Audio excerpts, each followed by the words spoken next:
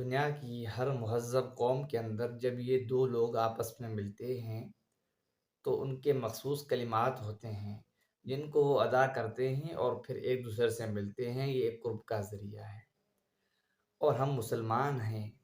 بحیثیت مسلمان کے ہمیں حضور کریم صلی اللہ علیہ وسلم کی تابعداری کرنی چاہیے۔ ہمیں اپنے دنیا کے ہر اعمال کے اندر، افعال کے اندر حضور کریم صلی اللہ علیہ وسلم کی سیرت کو دیکھنا چاہیے، ان کی حیات مبارکہ کو دیکھنا چاہیے۔ اسلام سے قبل عرب کے اندر جب ایک دوسرے سے ملتے تھے تو انعم صباحن انعم مساحن کا ورد کرتے تھے، ایک دوسرے کو یہ الفاظ سے یاد کرتے تھے۔ ان کا مطلب یہ ہوتا تھا کہ تمہاری صبح اچھی ہو اور تمہاری شام اچھی ہو۔ جب اسلام آیا، قرآن کریم کے اندر آیت فَإِذَا دَخَلْتُمْ بُيُوتًا، جب اپنے گھروں کو داخل ہو، فَسَلِّمُوا عَلَىٰ أَنفُسِكُمْ، تم اپنے گھر والوں پر سلام کرو، تَحِيَّةً مِّنْ عِندِ اللَّهِ مُبَارَكَةً طیبہ، یہ پاکیزہ اور مبارک کلمہ ہے۔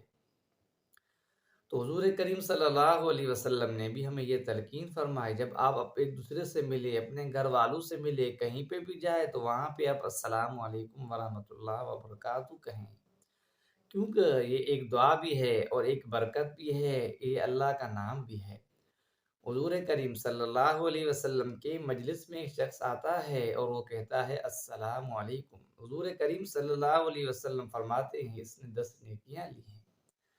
پھر دوسرا شخص آتا ہے، وہ کہتا ہے السلام علیکم ورحمۃ اللہ، جس میں وہ رحمۃ اللہ کا لفظ کا اضافہ کرتا ہے۔ حضور کریم صلی اللہ علیہ وسلم فرماتے ہیں اس نے 20 نیکیاں حاصل کر لی ہیں۔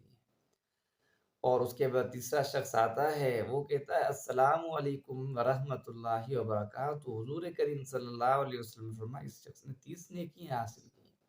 اس نے پورا جملہ کہا ہے، تو ہمارے لیے یہی سبق ہے، ہم بھی کہیں پہ ملیں، کہیں پہ بھی جائے تو سلام کو عام اور جام کریں، یہ ایک برکت بھی ہے، ایک دعا بھی ہے، ساتھ میں نیکیاں بھی ہیں۔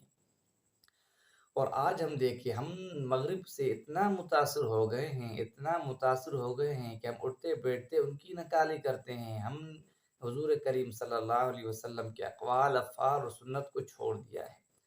آج بھی صبح اٹھتے ہیں تو ہم ایک دوسرے کو کہتے ہیں گڈ مارننگ، جب شام کو ہو جاتی ہے، رات کو سوتے ہیں تو ہم گڈ نائٹ کہتے ہیں۔ میسیج بھی جب صبح ایک دوسرے کو کرتے ہیں تو گڈ مارننگ کہتے ہیں۔